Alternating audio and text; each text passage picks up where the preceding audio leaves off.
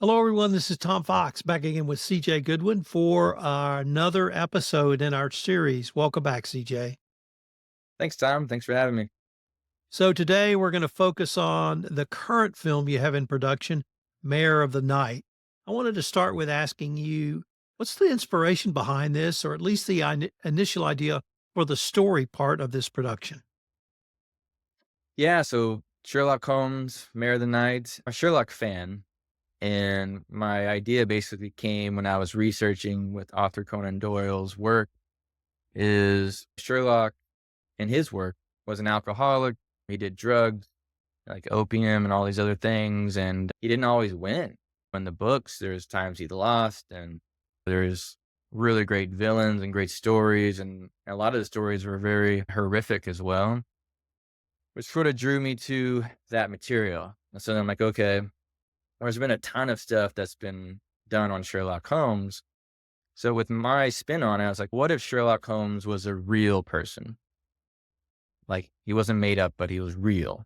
And he went through this for 40 to 50 years of his life, dealing with murderers and serial killers and just seeing horrific things happen in front of him, and to his friends and family members around him. What would that do to a person? What would that look like? So that really intrigued me and kickstarted the story of kind of what that would be. And then I was like, well, what hasn't really been done in the Sherlock world?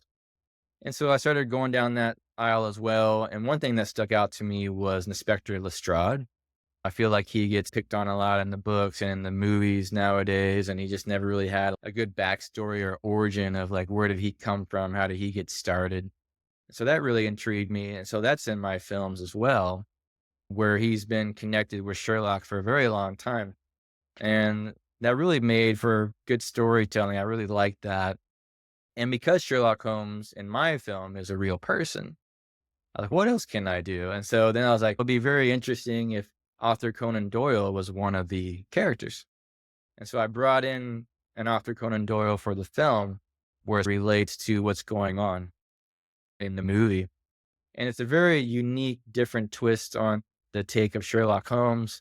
And it's different. If you're used to seeing Sherlock Holmes show really no emotions, that's not this film. We really show what he goes through and the brutality of what that would look like. So that's basically what the film is in a nutshell.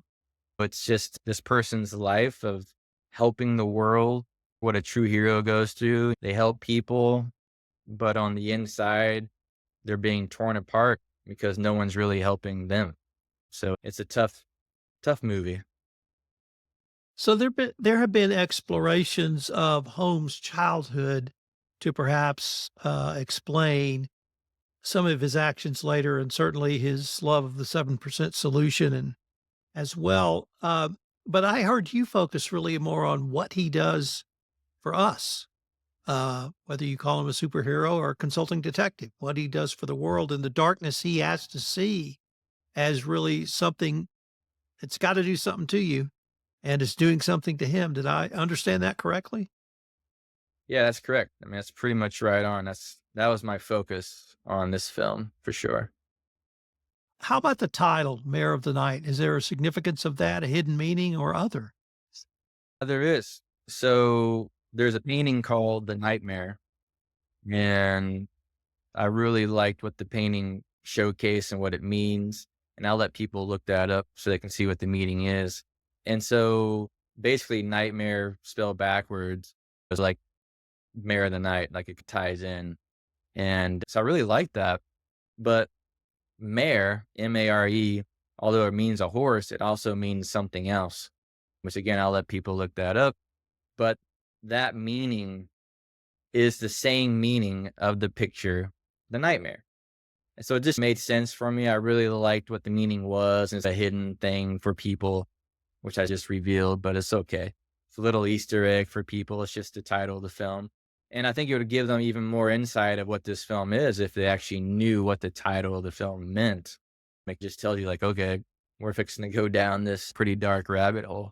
And that's what it is. That's what Mare of the Night means. And I have reference of it in the film.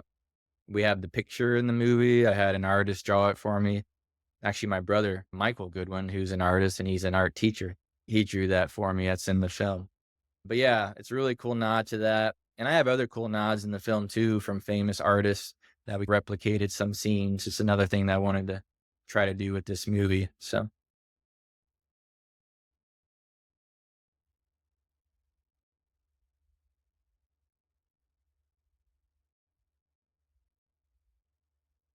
oh, I think you got muted, Tom. I can't hear you. Sorry, buddy. The many of the Sherlock Holmes television series, most of the films across all of the different sets of actors, the radio plays, all have a Lestrade. And I've always wondered, is Lestrade played? Is it the interpretation of the actor? Is it the screenwriting? Is it both? Because there are various interpretations of Lestrade. What is your Lestrade and what is his angle? Do we get a backstory of Lestrade? I hate it when he's seen as a bumbling idiot because I don't think he is. And I never thought that was fair. But he's something different. So what's your Lestrade?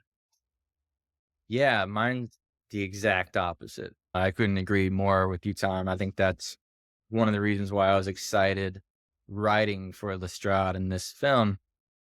We give him a backstory. We get to see, we start him at the age of basically 9 in the film. We see some flashbacks of how he became a police detective, how he was introduced to Sherlock Holmes, and his struggle and his life of what kind of brought him to where he is now, which is he's now in his 50s also.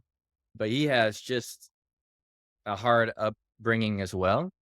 Just like Sherlock dealing with all this stuff, Lestrade was right there dealing with it as well. So he's seen a lot of evil, dark things in his life.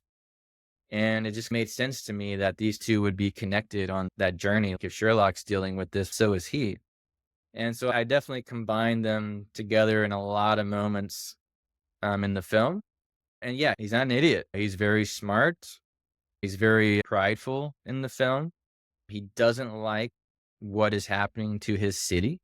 He talks about plagues and Jack the Ripper. You think they're a problem? No, they're not a problem. This is the real problem. And he goes into like the politics side of things and people starving, just real issues. Whereas like Jack the Ripper is really just entertainment for the public. Some guy that kills 6 or 7 women that are prostitutes compared to thousands of people dying of starvation on the streets. I mean, that's the real evil here. But people get distracted with that sort of evil entertainment. And he really touches on that in the film a lot, which is really cool. And I really like his character. He's by far one of my favorites in the film. It's really fun writing for him. And Ian Reid, he's the actor that plays him. And he's British. He lives here in San Antonio.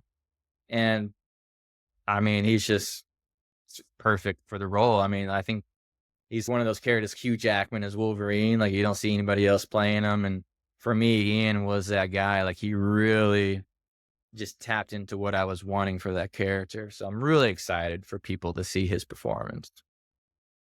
What were some of the biggest challenges or most challenging part for you of bringing the story to life, CJ? I knew I wanted to go even bigger and better than the last time. With the film, there's obviously psychological horror effects with Sherlock Holmes. He went through a lot of things, and so he has basically some nightmarish type visions that happen to him. And I really wanted to make sure those made sense. They just weren't like there to scare people. It was tied in with his past. And so being able to connect the dots by adding some horror elements with the story was challenging and fun because obviously we work on a very low budget. And so what can we still bring that's going to have an impact visually, also to the story that helps make everything stronger and better? And so that was a real challenge. We make it rain inside the house. We have people hanging from trees, playing violins, which you can see in the trailer. And so it's just like, how can we keep raising the bar to make this fit in the Sherlock Holmes atmosphere and world and really shock the audience in some of these moments? We don't hold back on some of these moments. It's can be hard to watch on some of these things, but I also wanted it to be able for people to relate to them. So in a lot of ways, when you watch the film, There's so many good characters in the movie that you're going to be able to relate to probably one or two of these people just through your own lives and the struggles and pains, whether you've, man, lost someone, had addiction. I mean, whatever. I mean, it's all in there. And so you're going to be able to tap into what he's feeling. And I think that was very important to me, but it's also very hard to write. I mean, there's moments as writers when you're doing stuff and you're like, man, am I taking this too far? But in my mind, I'm like, no, I think that is what makes the film great, is going over that threshold and really telling the truth. Let's not sugarcoat this. Let's not hide the truth. Let's show what the truth really is and what you would really go through if this happened. And so that's was what I did when I was writing. And I mean, there's moments where you're getting, teary eyed writing because you're just seeing what it does and what it does to you. Yeah, if you're a writer or musician, a lot of times you write about what's happened in your life or what's had an effect on you. So let's not get this wrong. There's a lot of stuff in the film that sort of came from my own life or things that I have seen or things that have happened to me. So, So most of the books I've written have been in the nonfiction realm, and I've written 2 fiction books. And my process is I sit down, close my eyes, and it all plays out in my head. And all I do is transfer what I see in my head through the keyboard. Is that your process? Do you see it in your head? Do you make it up as you go? Do you have a different process? What's your sort of creative process for getting the story down on the screenplay? yeah, I think it's similar. I have something where I could literally drive from San Antonio to Kerrville, which is about 45 minutes. And within that time, I can create a story from beginning, middle, and end and just see it play out, like very important key moments in those movies that would get you from point A to point B. Then it's in my mind, is that what you want to tell? Is that what you want to do? Can you see that being something you want to take on for 3 years? And I kind of cycle through that until I come across a story that I do find, like the Sherlock Holmes one. And then once I do, I will find pivotal moments of what's the heart of this story. And I literally start there. So for Sherlock Holmes, about 2 hour mark is what I wrote first for the film. And it's a very heartfelt moment in the movie. And that's where it stemmed from. I'm like, all right, this is it, man. This is the heart. And then I just build out from there. I don't really go in order sometimes. I try to, but really I just write what I think would really work well for the film. Sometimes it's just like scenes. And then I just start connecting dots to make it connect and work within the story that I'm telling. Unfortunately, there's times where you write a scene that you think is awesome, but it no longer fits into your story. And so you have to say goodbye to that. And then maybe I'll use that in another movie and just change some of the characters' names or something. But yeah, I think my process, I will literally just write what I think is a really great scene for those characters, where it's still telling the story that I want to show or tell. But I don't force anything. I don't just sit down like, all right, I'm writing today. For me, it really has to hit me. And then when it does, all right. So I might go a week without not writing anything. And then I could go for 2 days straight and write 40 pages. Yeah, it really just depends what my mind is thinking in that moment. But I don't force it at all. It's very, just has to hit me in the moment. I did that with the short film we recently just did called Miracle. I wrote the script in 2 hours. Yeah. And sent it off to the executive producer, Kayla and John, and they loved it. And then 6 weeks later, we made it. So, Or let me turn to the cinematography and visuals for this film. What was the atmosphere you were trying to create? I'm aware of the Nightmare Picture, and it's very dark on every level possible. So when I first heard the name of the movie, I thought of Darkness, and I thought of Darkness of the Mind. But how did you create the visual atmosphere for this? Any cinematography tricks you had to turn to, or do something different than any of your first 3 movies? yeah, I think the main difference with this one is I actually took on the DP cinematography role, which I haven't done on my previous films. I just knew like visually how I wanted it to look. And so I just took that on. And going into the film, I knew it was going to be lit a lot with natural lighting, like candlelight, firelight, things of that nature. And then obviously just sunlight. And so getting used to that, practicing that at my house with the camera I have, it does pretty well on nighttime shots, which obviously helps. And so it's just learning those basics, learning how the light moonlight. We knew it was going to be a dark scene. We knew there was going to be a lot of fog effect. So we had a lot of fog in the film, which is always a big challenge. And we had our challenges with that for sure, because the wind does whatever it wants with fog. So it's going to be challenging there. But yeah, just visually, man, I really wanted to look and feel how Sherlock Holmes felt.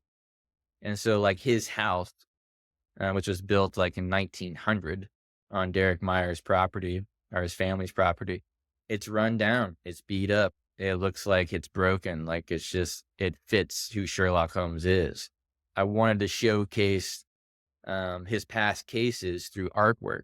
So Sherlock Holmes is now like an artist. He draws and he paints. And so we have what I call his art room or study, where we have hundreds of pictures and paintings from his previous cases, which helps show tell what he went through just through artwork. You can't touch on every single case that he's done, like the Hound of Baskerville and all these other things. We don't talk about Hound of Baskerville, but the Hound of Baskerville is in the art room. He walks by it, everyone sees it. So that was really fun. I really enjoyed that, bringing that to life, because it just helps tell his story even more without even having to talk about it. So just really those small details. And of course, our villain party. Our villain party is a huge curveball in the film. We had 100 extras out there, and that's going to tell us the backstory of our villain, who Michelle Masker played, and she did a great job. She's a great actress, and that was just another thing that I wanted to bring to the film, is bringing in different types of villains to this universe. And she's original. She's a new character. So that was fun also. How about the sound and music for this movie? Is it similar to themes you've worked on your prior productions, or did you have to go in a different direction for this one? So with the sound and music, I actually just got done 4 or 5 days ago with my composer, Antonio Guidanti. He lives in Canada, and we've worked together on our last three features. And we sit down, we go through the movie, and we just talk about how we want to score this film and where the sound effects will be, which is another exciting, fun part of the process. And then he goes off and he starts writing and creating the music. So as of right now, I haven't heard any music for the film. That's the last process of the movie. And he's working on that right now. But it's going to be a different sound than past films. I think we're trying to find a sound that, again, just fits with the environment, just like the set pieces did. How does the music help tell the story? And we have some really cool ideas. It's going to be very haunting type music. There's sad music. But one of the things we wanted to touch on is, look, obviously Sherlock Holmes uses a violin. So we wanted to have that in there just to pay homage to that character. It makes sense to use the violin for Sherlock. And so that's the thing that you'll hear in the movie. But it's going to be very haunting. I mean, but also beautiful. It's hard to explain. It's just like one of those haunting beauty type sounds. And I'm excited to hear it. Antonio's working on it right now. So we'll see what he comes up with. So throughout your filmmaking process, you talked to us about the actors you've worked with. If you now have a group, a core, or even a few actors you've worked with several times and you're comfortable with them and you feel like you can communicate your ideas to them and then they can put their spin on it, or how does that part of the process work for you? For sure. There's definitely a few people that I normally speak with my stories and get feedback or their input of what they think.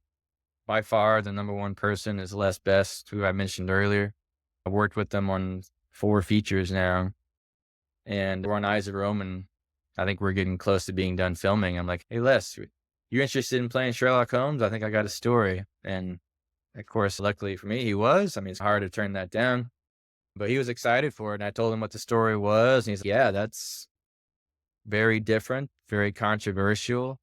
And he liked it. But yeah, I actually speak with Les probably twice a week. We just talk about films in general, our film, what's going on with the process. We spoke about what needed to be done with the character, what I was looking for, and how far we were going to push this character. And then he brought his ideas too. It's just a really great collaboration. And I think that's what it takes to see really great performances on the screen. Because once we start filming, there's not much time to really collaborate on set, especially if you're in an indie film. You have to do that all in pre production. So we had a lot of meetings. But Les would be probably the one that I go to. He's my number one I go to all the time whenever I'm talking about films, whether it's the ones he's a part of with me or just other films that I'm doing or working on as well. But that was the process also with all the actors, just in general. 3 to 4 months of us having phone calls, Zoom calls, readings, and just finding characters. But I always say also, like, it's still up to the actors as well. It's part of their job to go find this character and bring them to life also. I can give them a lot to work with, but they still have to go do their work. And that's fun for them. They enjoy doing that, and they come back and they ask me questions, which is great. Where did my character come from? What's their motivation? If it's not already in the script, things to that nature. So, but yeah, man. So when do you hope to have Mayor of the Night premiere? And give us a little preview of when we might actually be able to see it commercially. Sure. I mean, we're very busy right now behind the scenes. We're looking at booking theaters all over the country. Right now, we do have a handful that are looking like it's going to get greenlit here within the next couple of weeks, which is exciting. We'll be showing it in Kerrville. I'm working with a company right now. Just haven't got the contract officially signed, but we've definitely had the green light through email and just phone calls. That's gonna happen, but I don't want to jump the gun and say it without a contract. But that's looking to happen around the end of February of next year for Kerrville. And then we're looking at doing the San Antonio sort of premiere early February. So really the film will get released starting probably early February in San Antonio. And then it's just going to spread throughout Texas and throughout the country for, we hope, the next 4 to 5 months as we go state to state throughout the country showcasing the film.